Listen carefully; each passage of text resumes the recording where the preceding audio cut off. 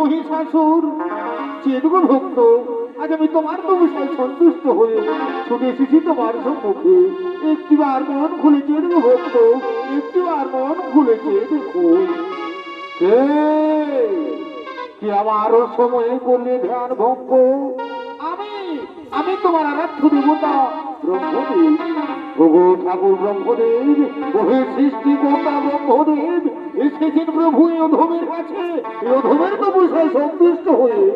ওগো সৃষ্টিকর্তা ব্রহ্মদেব, সত্যি যদি আমার তো বিষয় সন্তুষ্ট হয়ে ছুটে এসেছেন প্রভু আমার সম্মুখে, তাহলে সর্বপ্রথমে জানাই প্রভু আপনার চরণে আমার এই সহস্র শতকোটি প্রণাম।